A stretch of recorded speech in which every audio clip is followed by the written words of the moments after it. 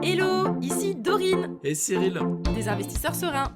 après plusieurs années de travail en tant qu'ingénieur, nous nous sommes lancés en investissement immobilier.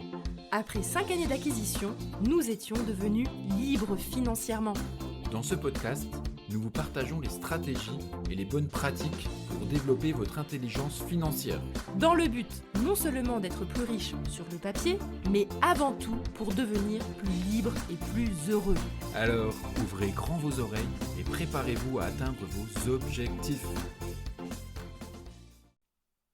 Mes 4 filtres avant d'écouter un conseil en investissement immobilier. Hello les investisseurs sereins, j'espère que vous allez bien. Aujourd'hui, on va parler de comment est-ce que l'on fait pour filtrer les conseils en investissement immobilier que l'on reçoit à tout va. Parce que oui, je ne sais pas si vous avez remarqué, mais quand on commence à dire à ses proches qu'on a pris la décision d'investir en immobilier, on est assailli de conseils dans tous les sens. On va se renseigner à droite, à gauche, auprès de nos proches qui ont déjà fait quelque chose.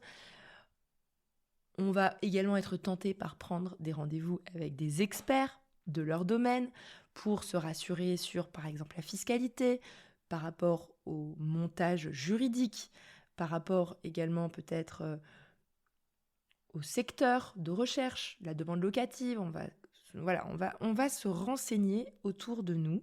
C'est naturel, c'est logique, on est humain, on aime bien ne pas réinventer la roue à chaque fois et essayer de capitaliser sur l'intelligence des autres humains pour avancer plus vite. C'est logique. Le problème, c'est que déjà, vous allez remarquer, les conseils vont être forcément contradictoires et on va vite se sentir un petit peu paumé. Donc, dans cet épisode, j'avais envie de vous aider à filtrer les conseils. Moi, c'est comme ça maintenant que je procède. Vraiment, vous allez vous rendre compte, c'est quelque chose de naturel maintenant. En tout cas, c'est une habitude que j'ai prise. Quand quelqu'un me parle, d'ailleurs, ça marche tout à fait pour autre chose que l'immobilier. Ça peut très bien fonctionner d'ailleurs pour le business en ligne. Ça peut fonctionner, j'en sais rien, pour ses enfants. Comment est-ce qu'on éduque ses enfants? Ça peut être sur plein de choses et ça marche pour tout. Mais là, vraiment, je l'ai mis en place dans cet épisode pour parler d'investissement immobilier. Donc, quand je reçois un conseil en investissement immobilier, voici le premier filtre. Le premier filtre, c'est le plus évident, c'est où en est la personne qui me parle. Est-ce qu'elle a réalisé ce que je veux réaliser? C'est une question toute bête. En réalité, rien qu'avec cette question, vous avez déjà enlevé 9 conseils sur 10. Parce que, en général, les gens donnent des conseils de choses que, en réalité, vous ne voulez pas devenir comme eux, donc vous ne voulez pas appliquer ce que eux s'appliquent à eux-mêmes. C'est logique. Donc, c'est des conseils que vous ne voulez pas suivre. Mais moi, je suis quelqu'un d'assez sympa. Je suis plutôt de nature curieuse, donc c'est pas parce que quelqu'un n'a pas réalisé ce que je veux réaliser que je vais forcément m'arrêter de l'écouter. On va passer les filtres suivants quand même. Toutefois, vraiment, ayez toujours ça en tête. Moi, quand quelqu'un me parle et me commence à se mettre dans une posture de me donner un conseil, tout de suite dans ma tête, ça fait ding et je me dis, ok, est-ce que la personne qui me parle, elle a les résultats que j'aimerais bien avoir? Tout de suite. Après, évidemment, on en prend juste conscience et on continue dans la discussion. Parce que c'est pas pour autant que la personne n'a rien d'intéressant à dire. Moi, je suis plutôt du genre curieuse et de savoir un petit peu les propos, on va voir parce que ça peut quand même être pertinent. Deuxièmement, question ultra méga importante à se poser, est-ce que la personne en face de moi a un intérêt à me promouvoir telle ou telle solution? Je ne sais pas si vous avez déjà remarqué, supposons que la personne n'a pas réalisé ce qu'on veut réaliser ou d'ailleurs a réalisé ce que l'on veut réaliser. Dans les deux cas, en réalité, il faut se méfier et passer également le deuxième filtre. Est-ce que la personne a un intérêt à me promouvoir telle solution? Ça peut très bien s'appliquer à quelqu'un qui a réussi en investissement immobilier, peut-être en faisant de l'achat-revente. Je dis un truc au hasard, je ne vise pas une stratégie en particulier, mais disons qu'il a mis en place une stratégie en particulier. Et donc, si la personne vend des accompagnements pour faire de l'achat-revente, bah, la personne a tout intérêt à te promouvoir que c'est cette solution de l'achat-revente qui est la bonne. Vous voyez l'idée? Idem, par exemple, un conseiller en gestion de patrimoine qui vient vous expliquer que les SCPI, c'est le top du top de l'investissement, parce que c'est peu risqué, parce que... Alors, peu risqué, je mets des gros bémols. Moi, je ne suis pas du tout convaincue qu'investir en SCPI, c'est pas risqué. Mais la personne va prétendre que c'est pas risqué, va prétendre que c'est le confort, qu'au moins on est sûr, il y a quelqu'un qui gère pour soi, c'est complètement passif, etc. Du coup, elle va vanter les mérites de ça. Mais il ne faut pas oublier que la personne qui est en train de te parler va toucher directement une commission si jamais tu veux investir dans les SCPI en passant par elle. Donc, pareil, là, il faut que dans votre cerveau, ça fasse tilt. Est-ce que la personne a un intérêt à promouvoir telle solution? Et d'ailleurs, je précise même quelque chose, que les gens ne sont pas tous mal intentionnés. Ils peuvent être tout à fait convaincus parce que même eux-mêmes, ça se trouve, l'ont fait. Ont investi eux-mêmes dans des SCPI, ou bien la personne, imaginons dans l'exemple que j'ai donné tout à l'heure, a fait de l'achat-revente, elle vend des formations et des accompagnements pour apprendre à faire de l'achat-revente, elle peut être sincèrement convaincue que c'est une excellente solution. Et, entre guillemets, pas du tout être quelqu'un de malhonnête. Mais évidemment que sa vision, elle est pipée. Ok, son avis est biaisé. Donc, ça, c'est, entre guillemets, déjà un cas de figure où la personne a un intérêt quand même financier derrière, inconscient, voilà, qui existe. C'est comme le pharmacien qui vend ses médicaments. Enfin, on a tous un biais, quoi. On a tous un biais quand même. On ne peut pas dire le contraire. Et malgré ça, même quand il n'y a aucun enjeu financier, il se peut que un collègue, voilà, quelqu'un avec qui vous discutez, a fait un investissement en passant, par exemple, par une société de clés en main et il en est assez content. Il va à tout va te dire « C'est génial, fais un investissement clé en main avec la société avec laquelle je suis passée parce que ça s'est super bien passé, c'est génial. » En réalité, tu as l'impression que la personne, elle est neutre parce qu'elle ne va pas toucher de commission, parce qu'elle t'a fait la promotion de son investissement. Mais en fait, il faut se rendre compte d'un truc, c'est que l'humain a tendance à aimer conseiller quelque chose pour se conforter lui-même qu'il a fait le bon choix. Je ne sais pas si vous voyez ce que je veux dire, c'est que tu vois, tu as fait un achat, peu importe lequel, tu as acheté un aspirateur, et en fait, tu n'as pas envie d'admettre que l'aspirateur que tu as choisi, en fait, il était pourri et que tu as choisi le mauvais modèle, parce que tu vas même pas l'affirmer à toi-même. Du coup, tu vas dire que c'est bien et que c'est cool, parce qu'en fait, tu es content inconsciemment que les gens fassent comme toi, parce que tu as l'impression de les influencer, et que du coup, ça te conforte inconsciemment dans ton choix. Bref, là, on est vraiment rentré dans l'inconscient et dans la psychologie, mais j'ai juste envie que vous compreniez que c'est pas parce qu'il n'y a pas un intérêt financier derrière un conseil qu'il n'y a pas un intérêt personnel à se conforter dans son propre choix en conseillant ce qu'on a fait aux autres. Sur ce, je continue. Je vais peut-être aller un petit peu trop loin côté psychologie. Troisième filtre, donc on a vu le filtre sur est-ce que la personne est arrivée là où je veux aller. Deuxième filtre, c'est est-ce qu'il y a un intérêt derrière ce conseil. Le troisième filtre, c'est, et ça c'est un filtre ultra méga important, est-ce que la personne s'est intéressée à moi? Et c'est pas oui, elle me connaît, c'est mon pote.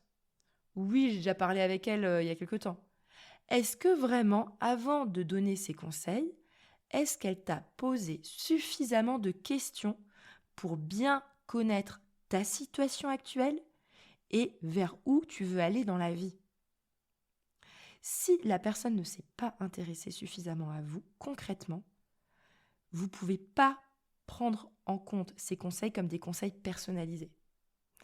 Par exemple, je vais vous donner un exemple, je vais peut-être me mettre les médecins à dos si je dis ça, mais moi ça m'est déjà arrivé, voilà, un petit problème de santé, tu vas chez le médecin, tu commences à parler en expliquant ce qui se passe. Au bout de 15 secondes, le médecin te coupe la parole et elle te dit direct, bam, c'est ça que tu as. Et en fait, entre guillemets, t'as même pas eu le temps d'expliquer la moitié de tes symptômes que la personne, elle a déjà acté ce que tu avais. Et ça, moi, je trouve ça toujours un peu compliqué. Pareil d'ailleurs, tu vas voir un expert comptable, Tu vas lui demander c'est quoi la meilleure fiscalité pour ton investissement immobilier. La personne, des fois, elle te pose à peine des questions sur ton projet sur le long terme, tes envies de revente. Enfin, je veux dire, si elle t'a pas posé ces questions-là, ou qu'elle t'a pas aussi demandé, par exemple, la proportion de travaux dans ton investissement immobilier, ta situation financière actuelle, ton taux marginal d'imposition, etc., etc. En réalité, il y a plein de paramètres à prendre en compte pour donner un bon conseil fiscal. Si la personne, elle t'a même pas posé ces questions et qu'elle te dit « Oh, le mieux, c'est de créer une SCI », mais sérieusement, c'est pas possible ça. Tout de suite, ça doit vous faire tilt. Donc même si vous n'êtes pas un expert en fiscalité, même si vous n'êtes pas un expert en médecine, même si vous n'êtes pas un expert en je sais pas quoi, mais si la personne ne vous a pas posé de questions et c'est pas vraiment intéressé à vous, moi dans ma tête c'est waouh, attention, attention, je mets un petit filtre sur ce genre de conseils. Voilà, donc ça c'était les 3 premiers grands filtres. Donc on a vu la personne, est-ce qu'elle est allée là où on veut aller? Deuxièmement, est-ce qu'elle a un intérêt financier indirect à me donner tel ou tel conseil? Ou est-ce que la personne s'est intéressée à moi avant de commencer à me donner un conseil? Ça déjà, c'est super intéressant de faire ces filtres-là. Il faut se rendre compte que, pareil, c'est pas parce que quelqu'un est un expert que, en réalité, son conseil est bon. Ok, vous pouvez avoir un expert, on va dire, j'en sais rien, un notaire. Si il s'est pas intéressé à vous, à votre situation, sur comment ça se passe dans votre couple, comment sont vos enfants, comment est-ce que vous voyez l'avenir, est-ce que vous voulez déménager un jour à l'étranger? En fait, il y a tellement de paramètres à prendre en compte. Si la personne ne vous a pas beaucoup posé de questions, dans ma tête, c'est tout de suite drapeau rouge. Et ce n'est pas pour autant que je ne vais pas laisser parler la personne et essayer de creuser son propos. Pourquoi? Parce que ce n'est pas parce que quelqu'un n'est pas arrivé à l'endroit que je veux aller. Ce n'est pas parce que quelqu'un a un intérêt indirect à me proposer quelque chose. Et ce n'est pas parce que la personne ne s'est pas intéressée à moi qu'elle n'a rien à m'apprendre et que ce n'est pas intéressant quand même de comprendre son propos. Parce que je vais arriver donc au 4e filtre, qui en réalité est un filtre un peu de prise de responsabilité envers soi-même. C'est-à-dire que jamais, en tout cas je vais vraiment faire en sorte le plus possible de ne jamais prendre un conseil tel quel. Alors, parfois ça m'arrive, parce que ça me saoule et que j'ai pas envie de creuser. Et du coup, si quelqu'un me dit que son endroit de vacances c'était génial, etc., et qu'elle m'en vante ses mérites sans vraiment m'être intéressée, des fois j'ai pas envie de me casser la tête parce que moi, par exemple, typiquement, prendre 1000 ans à réfléchir à l'endroit où je pars en vacances, ça me saoule. Donc je fais confiance et puis j'y vais et puis je me dis au pire si je me suis trompée, c'est pas grave. Hein. Ça, ok, pourquoi pas. Mais si c'est quelque chose de vraiment important, je prends ma pleine responsabilité. Donc je ne prends jamais un conseil tout cuit dans le bec et je l'applique. Ça, c'est pas possible. Il faut systématiquement que je comprenne les raisons pour lesquelles la personne avance ceci ou cela. Donc, quand quelqu'un vous parle, évidemment, vous êtes posé les questions. Qu'est-ce que la personne elle a vraiment fait? Est-ce qu'elle s'intéresse à moi ou pas? Est-ce qu'elle a un intérêt à me proposer telle ou telle chose? Donc, très bien, ça évidemment, vous en avez conscience. Mais ce qui est vraiment intéressant, c'est d'aller challenger la personne en face. Pourquoi est-ce qu'elle dit ça? Et posez les questions. Prenez le temps de poser les questions.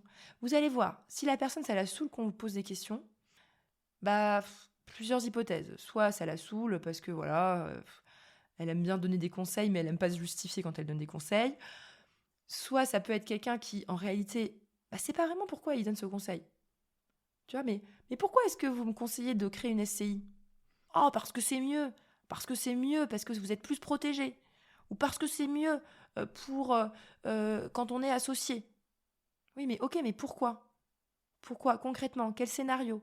Qu'est-ce qui pourrait se passer si jamais je ne créais pas de SCI? Est-ce que vous pouvez m'expliquer un cas de figure où, en fait, en effet, ça me mettrait en danger?